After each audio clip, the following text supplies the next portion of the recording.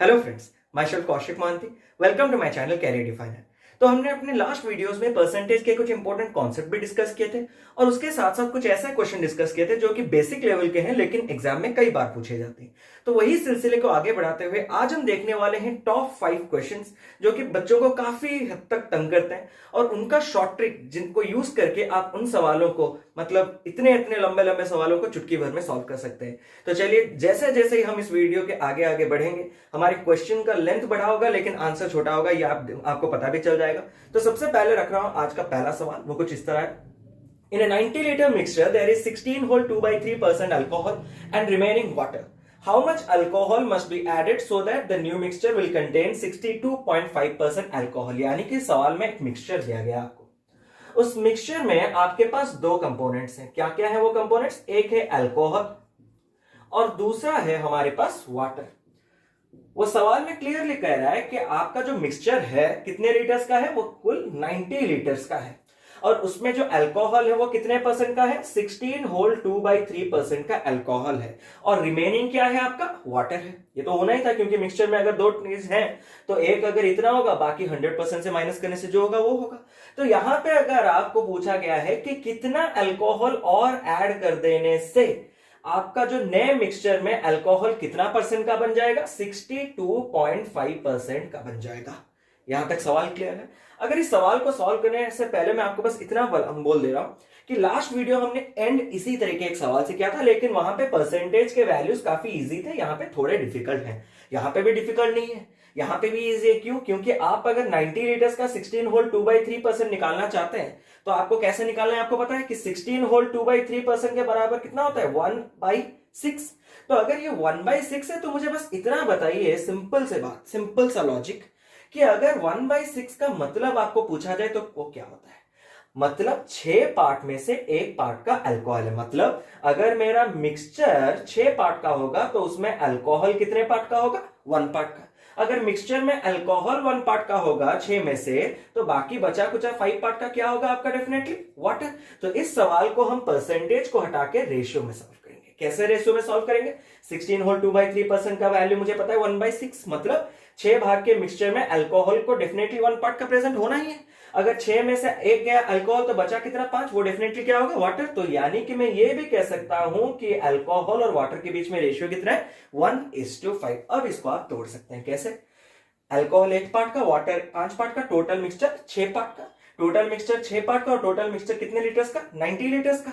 तो आप अगर मुझे बताइए 6 पार्ट बराबर अगर 90 का हो रहा है तो 1 पार्ट बराबर 90/6 कितना होता है? 15, जो कि हमने यूनिटरी मेथड पढ़ा था। तो 1 पार्ट अगर आपका 15 लीटर्स है तो 5 पार्ट 15 कितना हो गया आपका? 75 लीटर्स। क्लियर है यहां तक?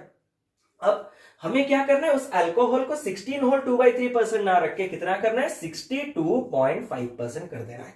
अगर आपको ध्यान से याद हो तो 62.5% का माइनस अगर 100 से हम करें, डिफरेंस देखें तो कितना आता है? 37.5%। मतलब मिक्सचर में 62.5% का अल्कोहल रहने से वाटर कितना रहेगा? 37.5% का रहेगा। अब आपको पता है कि 37.5% का मतलब क्या होता है? 3/8। ये तो हम बार बार डिस्कस कर रहे हैं, सर ये कैसे हुआ?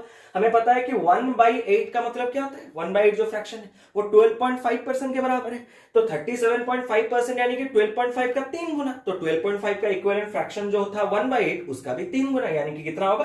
3/8। लेकिन ये क्या है? वाटर है। मतलब अगर आपके मिक्सचर में 8 पार्ट्स होगा टोटल तो वाटर आपका कितना पार्ट्स का रहेगा? 3 पार्ट्स। और रिमेनिंग जो 5 पार्ट रहेगा वो क्या रहना चाहिए आपका? अल्कोहल रहना चाहिए। मतलब आपका जो नया मिक्सचर है उसमें अल्कोहल रहेगा 5 पार्ट्स और वाटर रहेगा कितना? 3 पार्ट्स। यहां तक क्लियर होगा? तो यहां तक अगर आपको क्लियर है और आपको क्वेश्चन में कुछ दिक्कत होने वाली नहीं है। क्यों? क्योंकि अभी आपको ये देखा गया है, आपको ये पूछा गया है कि आपको कितना अल्कोहल ऐड करना है। मतलब वाटर में कोई चेंज नहीं रहेगा, वाटर जितना था उतना ही रहेगा। वाटर कितने लीटर्स का था मेरा इनिशियली? 75, तो एंड में भी कितना रहेगा? 75 ही रहेगा। यहां तक क्लियर है? लेकिन एंड में वाटर कितने पार्ट्स का रहता है? 3 पार्ट्स का रहता है। अगर 3 पार्ट्स बराबर 75 तो 1 पार्ट बराबर कितना आ गया आपका? 25। तो उसी हिसाब से 5 पार्ट बराबर 5 × 25 कितना हो जाएगा? 125 5। मतलब ये कंडीशन तब सेटिस्फाई होगा जब अल्कोहल आपका टोटल मिक्सचर में कितना अवेलेबल होगा, 125 लीटर्स अवेलेबल होगा। लेकिन आपको सवाल क्या पूछा गया, आपको सवाल पूछा गया कि कितना लीटर मुझे अल्कोहल ऐड करने से ये कंडीशन सेटिस्फाई होता है। तो आपके पास इनिशियली कितना लीटर्स का था, 15 लीटर्स का। आपको टोटल चाहिए कितना, 125। तो आपको ऐड कितना करना होगा, 110 लीटर ऐड करना होगा। क्लियर है यहां तक? अगर ये सवाल क्लियर है तो हम बढ़ते हैं अपने अगले सवाल की ओर। तो अगला सवाल जो है हमारा कुछ इस तरह है।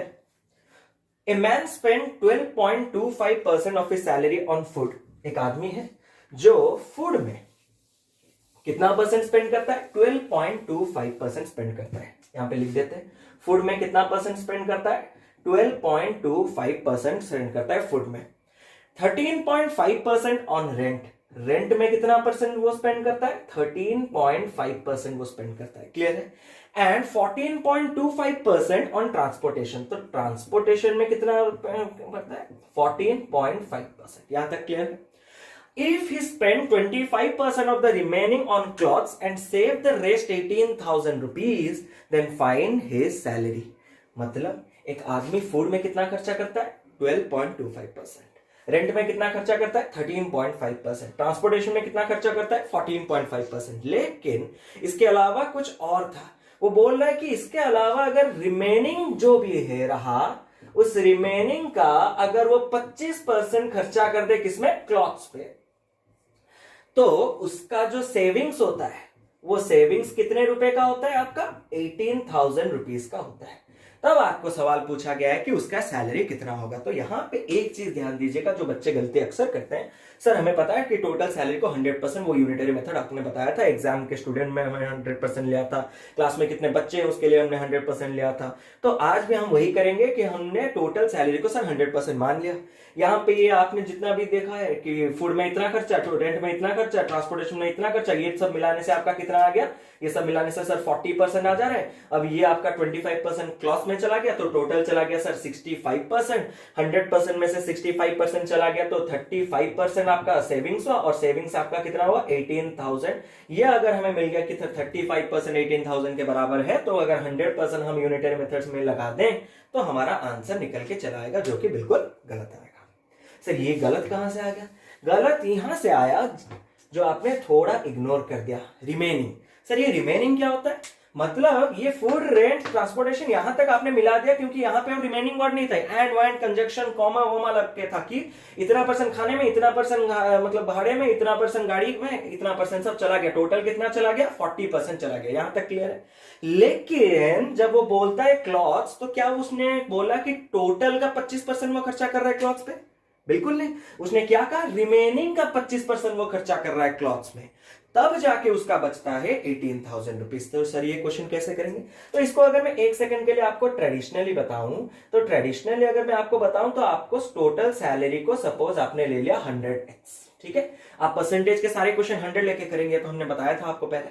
तो टोटल सैलरी को आपने कितना लिया, 100x। उसमें से इन तीन में कितना परसेंट चला गया, 40%। मतलब फर्स्ट 3 में आपका 40% चला गया, यानी कि कितना चला गया, 40x चला गया। तो अभी आपके पास रिमेनिंग बचा कितना है, 100x से अगर 40x गया तो रहा कितना आपके पास, 60x। अब अगर आपसे कोई पूछे कि क्लॉथ्स में भाई कितना खर्चा होता है, क्लॉथ्स में 25% होता है जरूर, लेकिन 25% किसका, रिमेनिंग का 25%, यानी कि 25/100 ऑफ किसका, 60x। अगर 25% याद हो वो 1/4 होता है, तो 1/4 होने से ये कितना हो गया आपका, 15x हो गया। मतलब क्लॉथ्स में 25x नहीं खर्चा होगा, क्लॉथ्स में कितना खर्चा होगा, 15x खर्चा होगा। तो यहां तक खर्चा हुआ था 40x, ये मिल गया 15x, तो टोटल खर्चा कितना हुआ, 55x। अगर टोटल खर्चा हुआ 55x, तो टोटल स्पेंडिंग अगर हम देखें तो टोटल स्पेंडिंग आपका कितना हो गया, 55x। क्यों, ये 40x था, ये 15x था। तो टोटल सेविंग्स आपका देखिए, आपका सैलरी आपने कितना लिया, 100x, उसमें स्पेंडिंग कितना हो गया, 55x। तो सेविंग्स आपका कितना होगा, 100x माइनस 55x, जो कि कितना आ जाएगा, 45x। अब यही 45x जो सेविंग्स है वो किसके बराबर है, 18,000 के बराबर है। तो 45x बराबर अगर 18,000 आपका आ गया तो x बराबर 18,000 बाई 45 जो कि आपका आएगा 400। अगर x आएगा बराबर 400 का तो आपने जो टोटल सैलरी एज्यूम किया था वो 100x का था, तो 400 इंटू 100 कितना आ गया आपका आंसर, 40,000 आंसर आ गया। लेकिन इसको हम ऐसा सॉल्व बिल्कुल नहीं करेंगे, इसको सॉल्व करने का भी कुछ और मेथड है।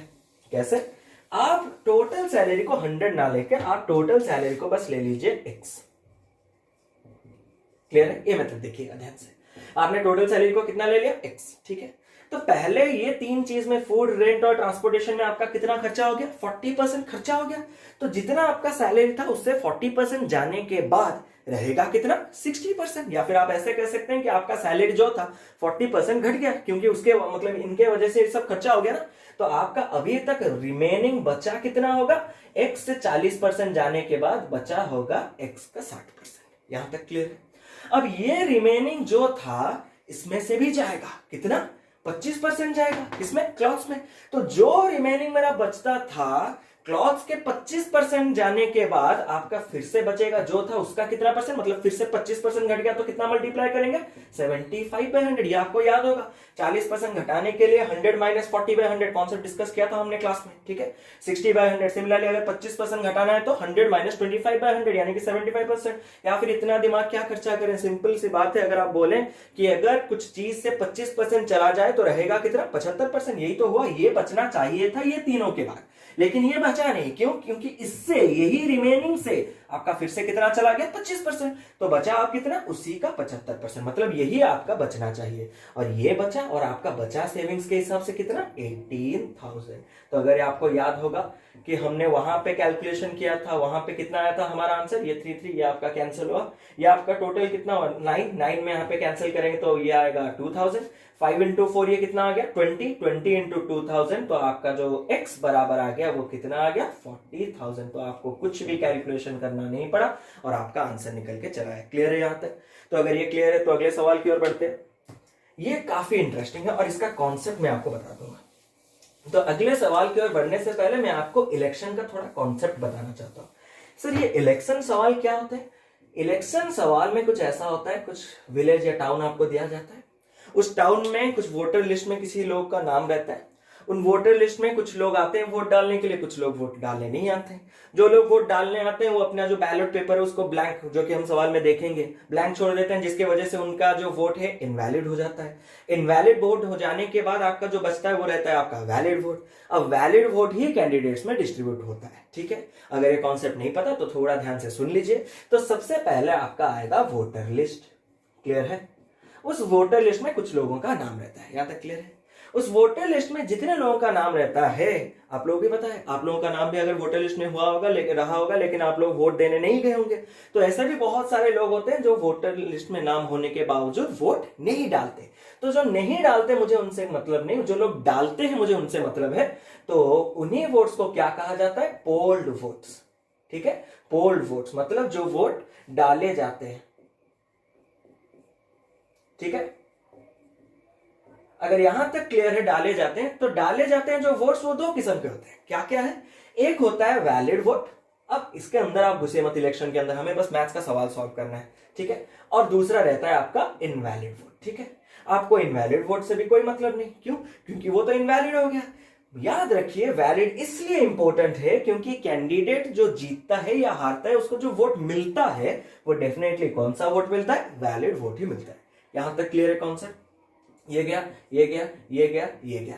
तो हमेशा हर चीज को तोड़ना के आपको पहुंचना किधर है, वैलिड वोट्स की ओर पहुंचना है। अगर ये मतलब कॉन्सेप्ट क्लियर है तो मैं चलता हूं पहला सवाल इलेक्शन का जो है। इलेक्शन के दो सवाल अच्छे अच्छे सवाल लेंगे। तो पहला सवाल कुछ इस तरह है, in an election 10% of the voters on the voter list did not cast votes.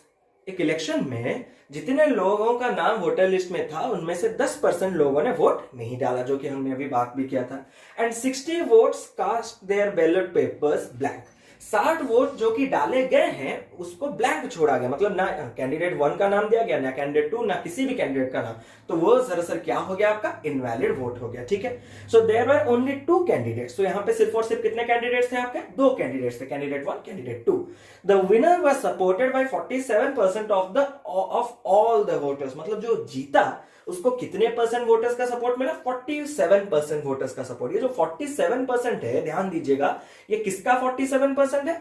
Total जितने मेरे वोटर्स थे उन सब का, मतलब टोटल लिस्ट जिनका था उनसे 47% निकाल दूं तो जितने लोग हैं उन्होंने उसको वोट दिया है। क्लियर है? List and he got 308 votes more than his rival. और वो कितने वोट ज्यादा पाया अपने राइवल से? 308 वोट ज्यादा पाया अपने राइवल से। तो यहां पे सवाल ये निकल के आता है the number of voters in the list was. तो लिस्ट निकालने के लिए कुछ भी आपको पूछ सकता है, पोल्ड वोट्स पूछ सकता है, लिस्ट पूछ सकता है, वैलिड पूछ सकता है। इनवैलिड तो दिया गया है, पूछने की जरूरत है नहीं। तो अगर इस सवाल को सॉल्व करें तो देखिएगा ध्यान, हमें पूछा क्या?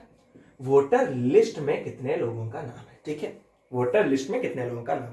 वोटर लिस्ट में ऐसे ऐसे नाम है, कुछ ऐसे नाम है जो जिन लोगों ने वोट नहीं दिया होगा, ठीक है, प्लस कुछ ऐसे लोग हैं जिन लोगों ने वोट दिया होगा, जो कि पोल्ड वोट कहलाता है। ठीक है, तो टोटल वोटर लिस्ट से सिर्फ और सिर्फ दो कैटेगरी आती है, या तो वोट डालते हैं या तो वोट नहीं डालते हैं। ठीक है, जो लोग वोट नहीं डालते हैं उनके बात छोड़ दीजिए, जो लोग वोट डालते हैं वो दो किस्म के होते हैं, क्या क्या? इनवैलिड है और वैलिड है। तो यहां पे ये जो टोटल वोटर लिस्ट है वो कुछ इस तरह से निकल के आता है, जो लोग वोट नहीं डालते प्लस जो वोट वैलिड है प्लस जो वोट इनवैलिड है। ठीक है, फिर वैलिड में दो किस्म के आते हैं, क्या? यहां पे कितने कैंडिडेट थे?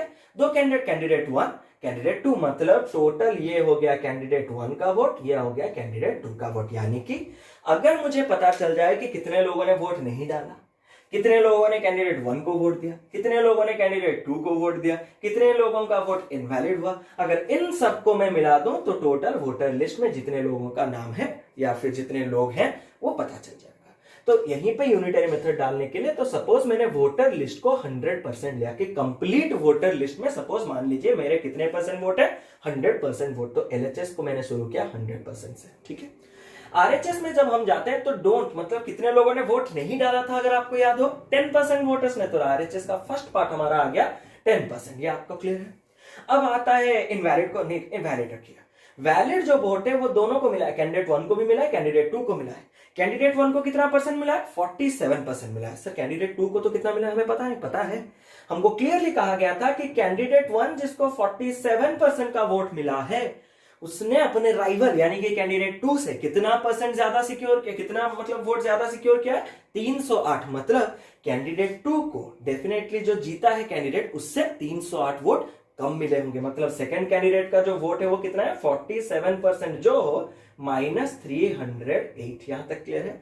प्लस आपको क्या फिर करना है? Invalid vote. तो आपके कितने वोट्स इनवैलिड थे? आपके टोटल 60 वोट्स इनवैलिड थे। ठीक है, 60 वोट्स आपके इनवैलिड थे। तो अगर ये सॉल्व हमें करना है तो ये 100% अपनी जगह रहा। ठीक है, इसको रख लीजिए, इज इक्वल टू, यहां पे सिर्फ और सिर्फ हमने कहा था लॉजिक, परसेंट को परसेंट के साथ, नंबर्स को नंबर्स के साथ, वो मार्क्स एग्जामिनेशन मार्क्स वाला पास मार्क फुल मार्क निकालने वाला क्वेश्चन में हमने कराया था ये वाला। तो 10% प्लस 47 प्लस 47, ये आपका आ गया कितना? 104%। और ये आपका माइनस में आएगा -248, -308 प्लस 60 -248। ये 104 इधर चलाएगा तो माइनस हो जाएगा, ये कितना रहा? -4% बराबर -248। यहां पे माइनस माइनस कैंसिल हो गया, तो 4% बराबर कितना हो गया? 248। तो अगर आपको वोटर लिस्ट पूछा है तो वोटर लिस्ट में हमने कितना एज्यूम किया है? लोग हैं 100%, तो आपको कितना निकालना है? 100%। तो यूनिटरी मेथड कैसे डालेंगे? 4% बराबर 248, तो 1% बराबर 248/4, और 100% बराबर 248/4 इंटू 100। यह आपका कैंसिल हो गया 62 इंटू 100 कितना आ गया आपका? 6200। और ध्यान दीजिएगा यहां पे सिर्फ और सिर्फ आप ये वोटर लिस्ट ही नहीं निकाल पाते। आपको अगर पूछता कैंडिडेट 1 तो और आपको ये सब फिक्र करने की जरूरत नहीं, आप डायरेक्ट 4% का वैल्यू बताया ना। कैंडिडेट 1 निकालने के लिए आपको कितना निकालना होता? 47%। टोटल अगर जिन्होंने वोट नहीं डाला वो निकालना होता तो 10%। तो कुछ भी अगर पूछता तो आप लोग डायरेक्टली निकाल सकते थे। ठीक है, तो अगर आप लोगों का ये वाला क्वेश्चन क्लियर है, प्लस उसके साथ आपका अगर वो जो इनकम और सैलरी वाला क्वेश्चन क्लियर है, तो अभी बढ़ते हैं नेक्स्ट सवाल, जिसमें इलेक्शन का और वो सैलरी का दोनों का कॉन्सेप्ट इस्तेमाल होगा। वो सवाल कुछ इस तरह है, in an election between two candidates 10% voters did not cast their votes, sorry 20% कीजिए। In an election between two candidates 20% voters did not cast their votes, and out of the polled votes 20% votes were declared as invalid if the winning candidate got 55% votes or 55% of valid votes, यहाँ पे mark कीजिएगा, 55% of the valid vote and won by 640 votes, then find the number of total persons enrolled in the voter list. Sir ये क्या सवाल आ गया? ये सवाल कुछ इस तरह, एक वोटर लिस्ट में कुछ लोगों का नाम था, जितने लोगों का नाम था क्या सारे लोगों ने वोट डाला? नहीं। कितने लोगों ने वोट नहीं डाला? 20% लोगों ने वोट नहीं डाला। यहां तक क्लियर है? अब फिर आगे जाता है, क्या जितने वोट डाले वो सारे के सारे वैलिड थे? नहीं। क्यों? जितने वोट डाले गए थे उसमें से 20% वोट आपके क्या हो गए? इनवैलिड हो गए। ठीक है, चलिए, तो बच्चा पूछा तो वैलिड होगा, ठीक है। तो जो वैलिड वोट्स हैं वो किसके किसके पास जाएंगे? कैंडिडेट 1, नहीं तो कैंडिडेट 2, क्योंकि यहां पे सवाल में कितने कैंडिडेट है? 2 कैंडिडेट है। तो यहां पे क्लियरली कहा गया है कि जो पहला कैंडिडेट है, जो जीतता है, विनिंग कैंडिडेट, उसने कितना वोट सिक्योर किया? 55% of the valid vote secure किया। यहां पर वहां पे क्या था? प्रीवियस सवाल अगर आप बैक करके जाके देख सकते हैं, वो टोटल का था, वोटर लिस्ट, इसीलिए हमारा सवाल बहुत ही इजी हो गया, डायरेक्ट एक ही स्टेप में आ गया। यहां पे ये जो मतलब 55% का वोट निकालता है, उसको मिलता है, वो किसका मिलता है? वैलिड वोट का 55% वोट मिलता है, और वो कितने वोटों से जीतता है? 640 वोट से जीतता है। तभी आपको ये पूछा गया कि total number of persons enrolled in the voter list वो कितना है। तो ये सवाल सॉल्व करने के लिए हमने सपोज वही एज्यूम किया कि वोटर लिस्ट में सपोज हमारा 100x है। सर ये 100x क्यों लिया? आपको पता चल जाएगा क्यों हमने परसेंट नहीं लिया। अगर आपको याद होगा तो वो वाला सवाल भी हमने, वो जो सैलरी वाला सवाल जिसका जो सेविंग्स था, खर्चा हो रहा था, रेंट वेंट वगैरह दे रहा था, तो वहां पे भी हमने 100x वाला मेथड लिया था, x सिर्फ और सिर्फ x वाला। तो यही दो मेथड हम इसमें सॉल्व करके वो कॉन्सेप्ट को फिर से क्लियर करेंगे। तो वोटर लिस्ट में आपका कितना नाम था? 100x। यहां तक क्लियर है? जितना भी लोगों का वोटर लिस्ट में नाम था, क्या सारे लोगों ने वोट डाला? नहीं। तो कितने लोगों ने नहीं डाला? Didn't vote. तो मुझे पता है डिडंट वोट मतलब 20%। किसका? 100x का। यानी कि कितने लोगों ने वोट नहीं डाला? 20x वोट नहीं डाले। जो लोग नहीं डालते, उनके अलावा जो लोग वोट डालते हैं, उनको क्या कहा जाता है? Polled votes. तो पोल्ड वोट्स आपके कितने हो गए? 100x थे, नहीं डाले 20x, तो डाले कितने? 80x। अब इससे क्या कहा जाता है कि इसमें से भी इनवैलिड हो जाता है। इनवैलिड कितने होते हैं? जितने वोट डाले गए हैं उसका 20%, मतलब 20% ऑफ पोल्ड वोट्स। यहां तक क्लियर है? तो 20% मतलब 20/100 ऑफ 80x। ये अगर आप कैंसिल करें तो इसको कितना आ जाएगा? 16x। यहां तक क्लियर है? तो यहाँ पे आपका वैलिड कितना निकल के आएगा? अब मुझे बताइए, डाले गए थे 80x, उसमें से चले गए इनवैलिड 16x, तो वैलिड कितना आएगा आपका? 64x। यहां तक क्लियर है? अब ये जो 64x का वैलिड वोट है वो किसके किसके पास गया होगा? कैंडिडेट 1 के पास गया होगा, कैंडिडेट 2 के पास गया होगा। कैंडिडेट 1 के पास कितना परसेंट गया? 55%। किसका? ये वैलिड का।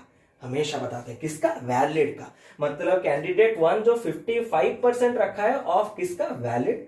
तो ऑब्वियस सी बात है, जो टोटल वैलिड वोट ही तो डिस्ट्रीब्यूट होते हैं ना। तो अगर इसके पास 55% गया होगा तो इसके पास कितने परसेंट गया होगा? 45% ऑफ वैलिड वोट।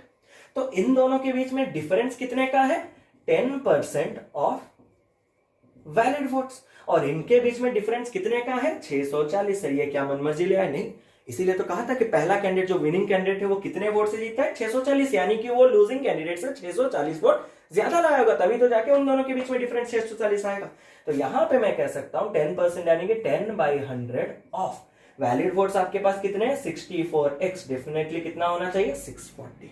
ये आपका 0 0 कैंसिल हुआ, 64 10 जाइए कैंसिल हुआ, ये 100 10 मल्टीप्लाई हो गया, तो x बराबर कितना हो गया? 100। अभी भी आंसर नहीं है। अब आप देखिए, ये तरीका करने से आपको क्या फायदा होता है? सबसे पहला फायदा ये होता है कि आपको जो भी पूछे, अगर वोटर लिस्ट पूछा था तो हमें 100x निकालना था, 100 इंटू 100 10,000। अगर कितने लोग वोट नहीं डाले तो 20 इंटू 100 2000। अगर कितने लोग वोट डाले तो 80 इंटू 100 8000। अगर कितने इनवैलिड वोट हैं 16 इंटू 100 1600। कितने वैलिड वोट हैं 64 इंटू 100 6400। तो जो भी पैरामीटर हमसे पूछता हम वो डायरेक्ट निकाल पाते, लेकिन ये इतना पैरामीटर कभी पूछता ही नहीं। वो आपको हमेशा ऊपर की ओर यानी कि वोटर लिस्ट की ओर ही लेता है सवाल। तो इतना स्टेप करने के अलावा सर क्या कुछ और तरीका है? डेफिनेटली कुछ और तरीका है। वो तरीका क्या है? वो तरीका कुछ इस तरह है, वही जो x वाला मेथड लिए थे। तो हमने मान लिया कि वोटर लिस्ट में आपका x लोगों का नाम है। यहां तक क्लियर है? जितने लोगों का नाम है क्या सारे लोगों ने वोट डाला? नहीं।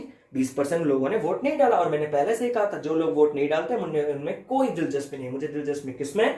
जिन लोगों ने वोट डाला हुआ है। मतलब अगर एक्स का 20% लोग वोट नहीं डालेंगे तो एक्स का कितने % लोग वोट डालेंगे? 80% में। यानी कि ये आपका था वैलिड, जो कि आपका सवाल में हमने लिया, एज्यूम किया, और उसका 80% निकालने से हमें क्या मिल गया? पोल्ड वोट्स मिल गया। ठीक है, अब डाले जाने के बाद ही तो आप तय कर सकते हैं ना कि वैलिड है या इनवैलिड है। तो जितना डाला गया उसमें से इनवैलिड कितना चला गया? 20% चला गया। तो जितना डाला गया था उसका वैलिड कितना रहेगा? उसी का 80%। यही तो होता है, डालने के बाद उसका 80% आपका वैलिड हुआ ना। सवाल भी देख सकते हैं आप। तो जितना आपका वोट डाला गया था उसका 80% अगर मैं निकाल दूं तो ये जो निकल के आएगा वो टोटल क्या हो जाएगा? वैलिड वोट हो जाएगा। ठीक है सर, वैलिड तक क्यों है? क्योंकि वैलिड वोट ही डिस्ट्रीब्यूट होता है दोनों कैंडिडेट्स के बीच। तो यही वैलिड वोट का 55% मिला होगा किसको? पहले कैंडिडेट को, और 45% मिला होगा किसको? दूसरे कैंडिडेट को, क्योंकि वैलिड वोट ही तो डिस्ट्रीब्यूट होता है ना दोनों के बीच में। तो अगर मैं पूछूं कि पहले कैंडिडेट और दूसरे कैंडिडेट के बीच में डिफरेंस कितना % का होगा? 10% का। किसका? मतलब टोटल 10% किसका? वैलिड वोट का। मतलब जो भी मेरे वैलिड वोट, या फिर ऐसा अगर नहीं करें तो इसको दूसरे स्टेप में बस समझा देते हैं। तो कैंडिडेट 1 को मिला क्या? 55%, ये लिखे थे, ऑफ वैलिड, और कैंडिडेट 2 को मिला कितना? 45% ऑफ वैलिड। तो इन दोनों के बीच में अगर मैं डिफरेंस कर दूं तो ये 55, ये वैलिड कॉमन चलाएगा तो 55% और 45% जाने से बचेगा कितना? 10% ऑफ वैलिड।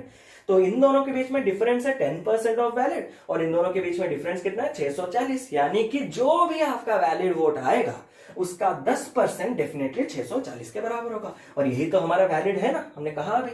इसका 10% बराबर कितना होगा? 640। सिंगल लाइन में आपका आंसर खत्म। 0 0 0 0 0 0 8 8 64, यह आपका आ गया 10। 0 0 0 मल्टीप्लाई 1000 हो जाएगा तो x is equal to x बराबर कितना हो गया? 10,000। और x हमने क्या लिया था? वोटर लिस्ट में कितने लोग हैं। क्लियर है यहां तक? तो अगर ये वाला कॉन्सेप्ट हमें पता चल जाए कि कैसे परसेंटेज बढ़ाया जाता है, कैसे परसेंटेज घटाया जाता है, तो काफी हद तक हमारे सवाल आसान हो जाते हैं। तो चलिए आज का लास्ट और आखिरी इंपॉर्टेंट सवाल देख लेते हैं। ये सवाल हमने लास्ट इसलिए रखा है क्योंकि इसके बाद मैं स्टार्ट करने वाला हूं नेक्स्ट वीडियो में परसेंटेज। तो ये सवाल मुझे इंपॉर्टेंट और मतलब इंटरेस्टिंग इसीलिए बनाता है ये कॉन्सेप्ट को। क्यों? क्योंकि हमने पहले देखा था एवरेज का कॉन्सेप्ट और आज हम खत्म करने वाले हैं परसेंटेज का कॉन्सेप्ट। तो यहाँ पे एक ऐसा सवाल हमने लिया है जिसमें परसेंटेज और एवरेज दोनों पूरे लिंक है, इंटरलिंक्ड है। ठीक है, तो सवाल को ध्यान से सुनिएगा और आंसर ध्यान से बताएगा। लेंदी मेथड हम बिल्कुल नहीं यूज करेंगे, चुटकी मार के सवाल को सॉल्व करेंगे। तो ध्यान देखिएगा। तो सवाल कुछ इस तरह है, A school has raised 75% of the amount it needs for a new building by receiving an average donation of rupees 1200 from the parents of the students. The people already solicited represents the parents of 60% of the students. If the school is to raise exactly the amount needed for the new building, what should be the average donation from the remaining students to be solicited? Sir ये क्या हो गया? ये सब ऊपर से चला गया। सवाल ऐसे आते हैं मेन एग्जाम में, और इन सब क्वेश्चन को आपको 10-15 सेकंड में ही करना है। सर ये 10-15 सेकंड में तो होगा लगता नहीं, तो थोड़ा देखिए, थोड़ा पेशेंस रखिए। तो सवाल कुछ इस तरह से कह रहा है कि एक स्कूल है, उसको अपना कुछ नया बिल्डिंग बनाना है। तो वो जो नया बिल्डिंग बना रहा है उसके लिए वो पैसा किससे ले रहा है? स्टूडेंट्स लोगों से ले रहा है। ठीक है, तो वो जो स्टूडेंट्स लोगों से ले रहा है, कितना ले रहा है? जितने भी स्टूडेंट्स हैं उनका अभी तक छोड़िए। तो अब तक क्या हुआ है, जितना रुपए उस स्कूल को बिल्डिंग बनाने के लिए चाहिए उसका 75% ऑलरेडी स्कूल को मिल चुका है। ठीक है, यहां तक बात क्लियर है। तो जितना आपको चाहिए उसका 75% ऑलरेडी स्कूल ने रेज कर दिया है। तो अभी आपको बचा कितना है? 25% अभी स्कूल को और बनाना है। ठीक है, जो 75% का पैसा उन्होंने बच्चों से वसूला है, कितने % बच्चों से वसूला है? 60% स्टूडेंट से उन्होंने वसूला है। ठीक है, 60% स्टूडेंट से उन्होंने वसूला है। तो और बाकी कितने % के बच्चे? 40% के बच्चे। ठीक है, यहां तक क्लियर है। और जो स्टूडेंट से उन्होंने वसूला है, एवरेज कितने का लिया है उन्होंने? 1200 का एवरेज लिया है। ठीक है, तो अभी पूछता है कि जो बाकी बचे कुछ है उनसे एवरेज कितना कलेक्शन करने से मेरा ये बिल्डिंग बन जाएगा। सवाल क्लियर है? टोटल बिल्डिंग बनाने के लिए आपको कितना पैसा चाहिए, जरूरत है पता नहीं, लेकिन जितना भी चाहिए उसका 75% आपको ऑलरेडी मिल चुका है। किन लोगों से कलेक्ट किए हैं? टोटल जितने बच्चे थे 60% बच्चों से हमने कलेक्ट किया है। 60% बच्चों से जो कलेक्ट किया है उनका पर हेड या फिर एवरेज कितना कलेक्शन हुआ है? 1200 रुपए कलेक्शन हुआ है। तो बोल क्या रहा है कि बाकी का जो फंड है, बाकी यानी कि कितने परसेंट बचे? 25% का फंड है, वो अगर बाकी के 40% से वसूला जाए तो पर हेड का एवरेज कितना आएगा। तो ये पूरा देखिए कॉन्सेप्ट, इतना लंबा खींचने की जरूरत है नहीं। आप सीधा ले लीजिए इतना कि मान लीजिए आपका जो टोटल नंबर ऑफ स्टूडेंट्स है वो है 60, ठीक है। टोटल नंबर ऑफ स्टूडेंट्स है वो कितने हैं? 100। तो आपके कितने स्टूडेंट्स ने ऑलरेडी पैसा दे दिया है? 60 स्टूडेंट्स ने। और कितने पैसे बचे हैं, कितने स्टूडेंट्स बचे हैं पैसा देने के लिए? 40। क्लियर है। अब 60 बच्चों ने पर हेड एवरेज आपका कितना दिया है? 1200। तो टोटल सम हम निकाल देंगे कि कितना रुपए अब तक खर्चा हुआ होगा। सम याद है? पहले 3-4 वीडियोस में सिर्फ सम सम सम सम लगा रखे थे जब एवरेज पढ़ा रहे थे। अगर इंपॉर्टेंट नहीं लग रहा तो देखिए परसेंटेज में भी आ गया होगा, ठीक है। तो सम निकालने के लिए आपको क्या करना होता है? Average into number of entities, यानी कि 1200 इंटू 60, जो कि कितना आ जाएगा? 72,000। क्लियर है। इतना पैसा कितने लोगों ने दिया? यही 60%, यानी कि 60 बच्चों ने दिया। और जो कि बिल्डिंग के कितने परसेंट के बराबर है? 75% के बराबर है। यहां तक क्लियर है। अगर आपको ध्यान से याद हो तो 75%, 25% बराबर कितना होता है? 1/4। तो 75% बराबर कितना होता है? 3/4। या फिर आप ऐसा भी कर सकते हैं कि जो टोटल पैसा आपको नए बिल्डिंग के लिए चाहिए उसका 1/4 और बाकी है, मतलब 1/4 बाकी है। तो कितना हो चुका है कलेक्शन? 3/4। यानी कि मैं बस इतना पूछ रहा हूं कि अगर 3 पार्ट आपका कलेक्शन हो चुका है तो कितना पार्ट कलेक्शन होना बाकी है? 1 पार्ट। ये तो आज मिक्सचर वाले सवाल में भी ये लॉजिक हमने यूज किया, ठीक है। तो 3 पार्ट अगर आपका कलेक्शन हो चुका है तो कलेक्शन होना कितना पार्ट बाकी है? 1 पार्ट। 3 पार्ट आपका कलेक्शन हो चुका है और कितना कलेक्शन हो चुका है? 72,000। 3 पार्ट बराबर 72,000, तो 1 पार्ट बराबर 72,000 बटा 3, यानी कि कितना हो गया? 24,000। यहां तक क्लियर है। यही जो सम है आपके कितने बच्चों से, यानी कि नंबर ऑफ एंटिटीज, कितने नंबर ऑफ एंटिटीज से कलेक्ट करना है? 40 नंबर ऑफ एंटिटीज, 40 बच्चे बाकी हैं। तो एवरेज कितना आएगा? एवरेज का फॉर्मूला अगर आपको याद होगा, सम बाई एन। सम यानी कि कितना यहां पे है? 24,000। यही 24,000 अगर 40 बच्चों से कलेक्ट किया जाए तो पर हेड कितना आ जाएगा? 600। यहीं तक था आपका कॉन्सेप्ट। अगर आप घुमा फिरा के कुछ करते तो ये बिल्कुल सॉल्व नहीं होता, और भी कॉम्प्लिकेटेड हो जाता। तो यहां पे मैं बस इतना हिंट देना चाहता हूं कि जब भी आपको ऐसे कोई सवाल दे तो कहीं ना कहीं किसी एक चीज को 100 मान के चलिए, आपका सवाल डेफिनेटली सॉल्व हो जाएगा। तो चलिए, हमने कई सारे क्वेश्चन, लगभग 15 से 15 क्वेश्चन हमने डिस्कस किए। लास्ट वीडियो में हमने 10 क्वेश्चन डिस्कस किए थे, यहाँ पे और 5-8 डिस्कस किए। तो उम्मीद करता हूं कि परसेंटेज जैसे तैसे करके आपका क्लियर हो गया होगा कॉन्सेप्ट। और ये आपको पता लगाने के लिए कि कॉन्सेप्ट क्लियर हुआ या नहीं, आप लोग कुछ भी टेक्स्ट बुक निकालिए, कोई भी टेक्स्ट बुक मार्केट से लीजिए, उससे क्वेश्चन करना शुरू कीजिए। नहीं तो इंटरनेट पे भी काफी क्वेश्चंस आपको अवेलेबल है। अभी अगर आप मार्केट नहीं जा सकते हैं तो कोई दिक्कत नहीं, आप मतलब दुकान तो सब अभी बंद होंगे फिलहाल, तो आप क्या कीजिए, नेट से क्वेश्चन सर्च कीजिए, यूट्यूब से क्वेश्चन सर्च कीजिए, जहां से भी सर्च करना है सर्च कीजिए और उनको सॉल्व करना शुरू कर दीजिए। ये कॉन्सेप्ट पूरा क्लियर होने के बाद मैं अपने नेक्स्ट वीडियो में आपको सबसे इंटरेस्टिंग चैप्टर एप्टीट्यूड का लेके आऊंगा, जो कि है प्रॉफिट एंड लॉस। कई मजेदार सवाल हैं जो हम मिलकर सॉल्व करेंगे। तो चलिए, तब तक के लिए मिलते हैं अगले वीडियो में। Keep loving, keep supporting.